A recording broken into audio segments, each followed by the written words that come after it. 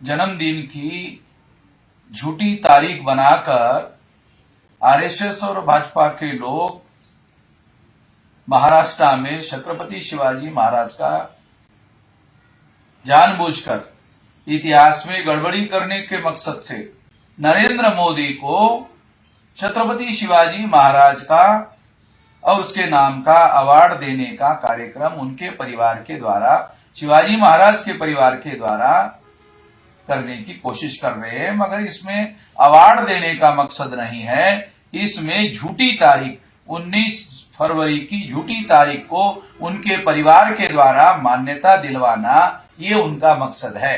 ये एक षड्यंत्र का मामला है।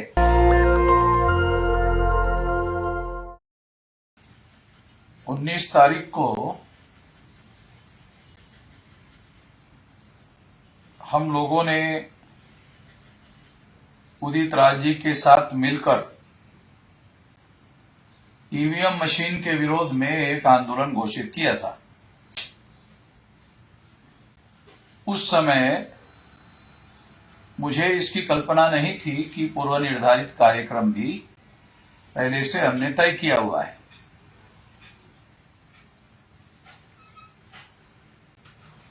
उन्नीस तारीख का हमारा एक पूर्व निर्धारित कार्यक्रम था, जो छत्रपति शिवाजी महाराज की जन्मदिन की झूठी तारीख बनाकर आरएसएस और भाजपा के लोग महाराष्ट्र में छत्रपति शिवाजी महाराज का जानबूझकर इतिहास में गड़बड़ी करने के मकसद से 19 तारीख को जन्मदिन मनाने का प्रचलन शुरू किया था। मगर हमारे पास दस्तावेजी सबूतों के आधार पर हमने ये सिद्ध कर दिया कि छत्रपति शिवाजी महाराज का जन्मदिन 19 फरवरी को ना होकर 8 अप्रैल को है। इसके बावजूद भी आरएसएस भाजपा के लोग 19 फरवरी को ही छत्रपति शिवाजी महाराज का जन्मदिन है, ऐसा सिद्ध करने के लिए छत्रपति शिवाजी महाराज के परिवार के लोगों का प्लान बनाकर, योजना बनाकर उपयोग कर रहे हैं। और उपयोग करने के लिए 19 तारीख के ही दिन नरेंद्र मोदी को छत्रपति शिवाजी महाराज का और उसके नाम का अवार्ड देने का कार्यक्रम उनके परिवार के द्वारा, शिवाजी महाराज के परिवार के द्वारा करने की कोशिश कर रहे हैं। मगर इसमें अवार्ड देने का मकसद नहीं है, इसमें झूठी तारीख 19 फरवरी की झूठी तारीख को उनके परिवार के द्वारा मान्यता दिलवाना, ये उनका मकसद है। इससे सावधान होने की जरूरत है। सारे महाराष्ट्र के तमाम लोगों को, सारे बहुजन समाज के तमाम लोगों को सावधान होने की जरूरत है।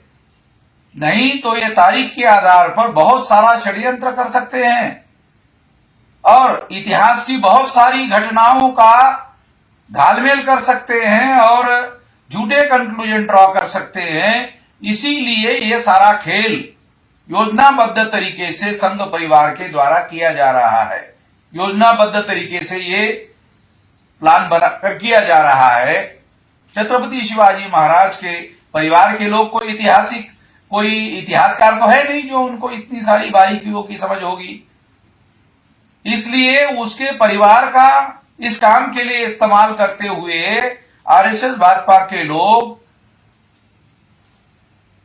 19 तारीख को मान्यता दिलवाने की कोशिश कर रहे हैं, ताकि महाराष्ट्र के लोग 19 तारीख को ही और उनके परिवार के लोग 19 तारीख को ही छत्रपति शिवाजी महाराज का जन्म हुआ, इस बात को मान ले।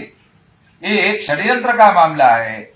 इसलिए इस षड्यंत्र का पर्दाफाश करने के लिए और इसे काउंटर करने के लिए हम लोग 19 तारीख को ही ये कैसा खेल है उसको एक्सपोज करने के लिए, उस षड्यंत्र का पर्दाफाश करने के लिए पहले से हम लोगों ने 19 फरवरी को एक कार्यक्रम निर्धारित किया था।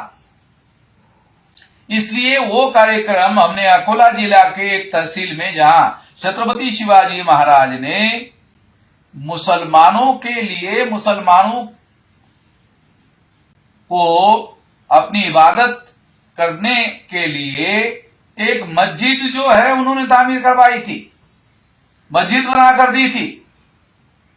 उस घटना को लेकर हम लोग एक बड़ा कार्यक्रम, पहले से पूर्व निर्धारित कार्यक्रम हम लोगों ने बनाया था।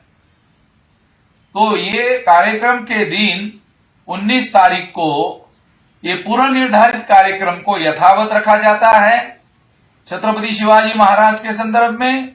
और जो ईवीएम मशीन का कार्यक्रम उदित राज जी के साथ मिलकर 19 तारीख को दिल्ली में घोषित किया गया था, उसकी तारीख बदलकर 22 फरवरी को की जा रही है।